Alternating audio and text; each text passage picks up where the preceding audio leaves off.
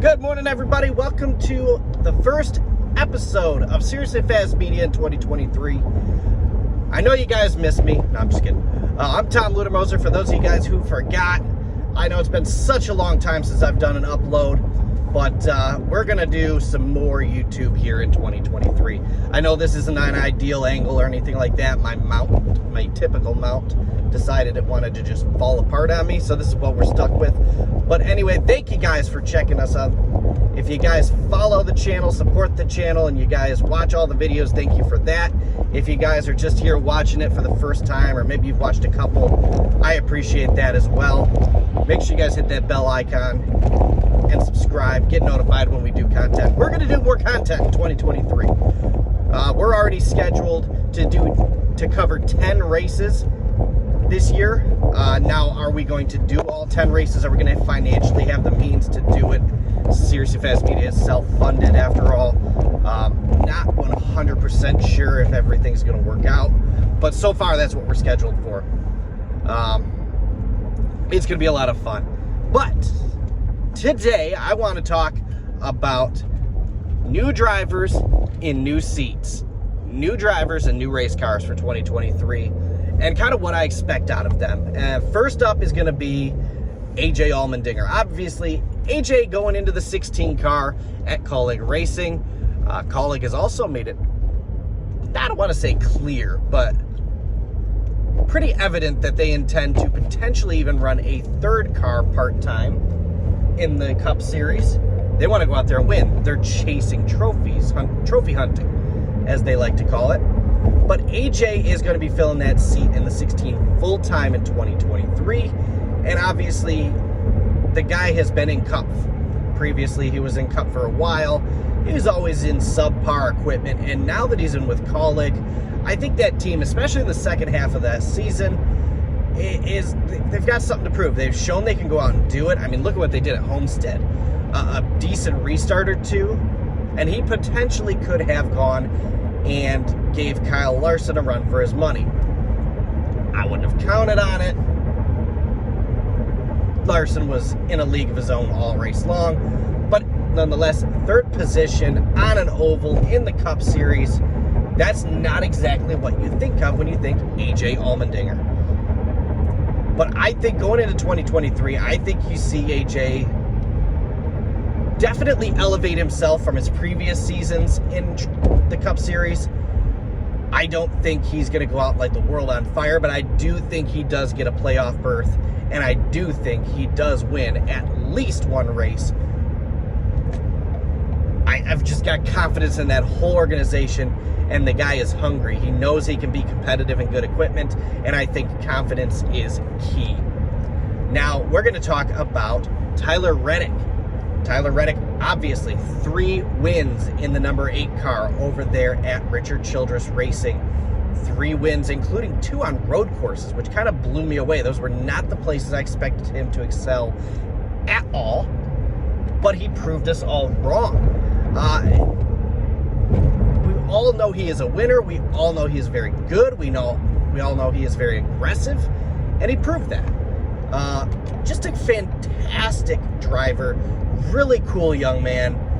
Even said happy birthday to me out in Phoenix weekend.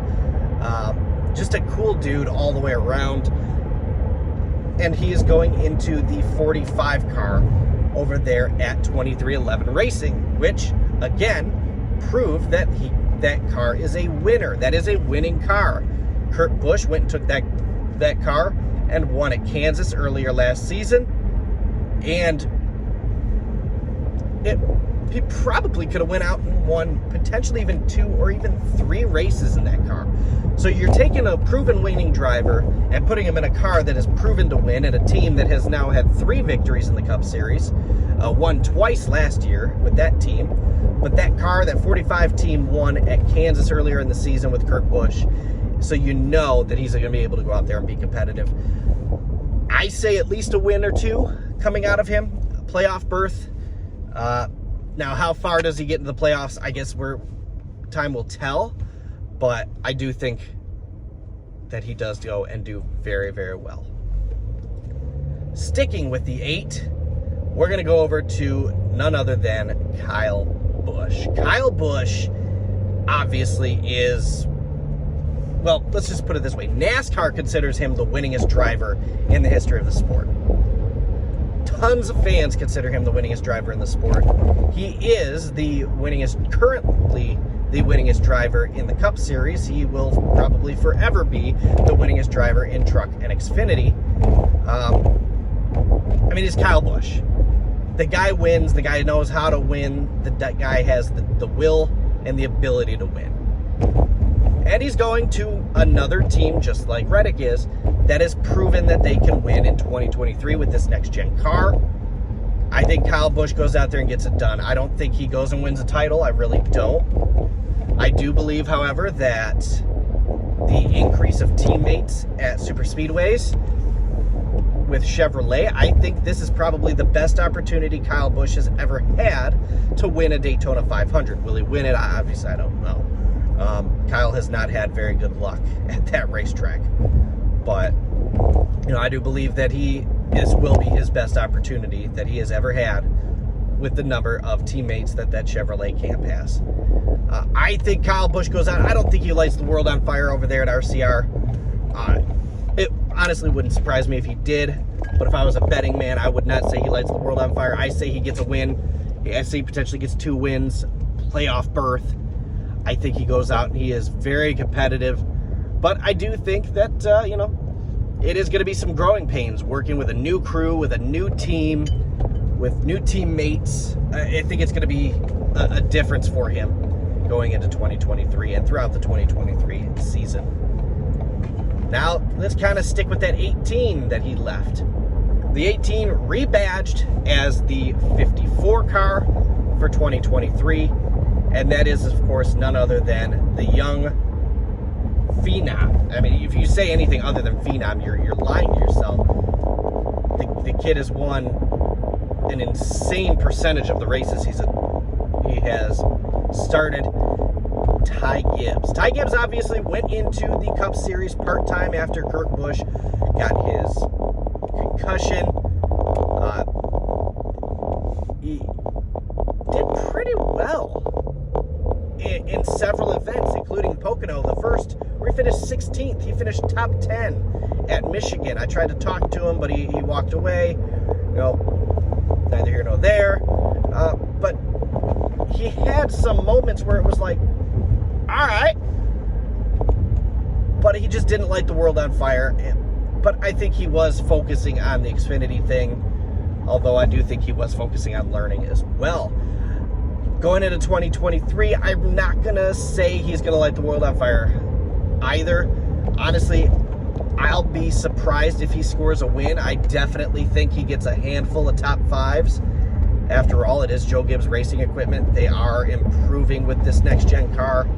They've proven that they can go out and win. I think that the loss of his father could weigh him down. I mean, how could it not? But I think he does go out. He does perform well, but I think he does miss the playoffs in 2023.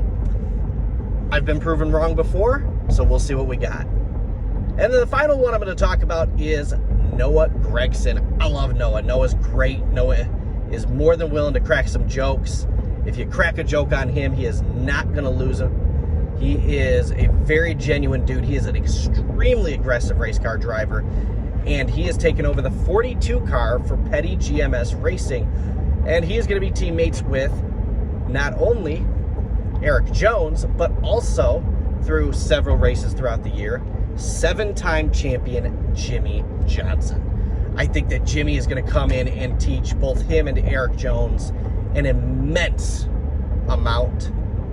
I think that is going to benefit both of them. Noah is a fantastic driver. Obviously, runner-up in the Xfinity Series Championship.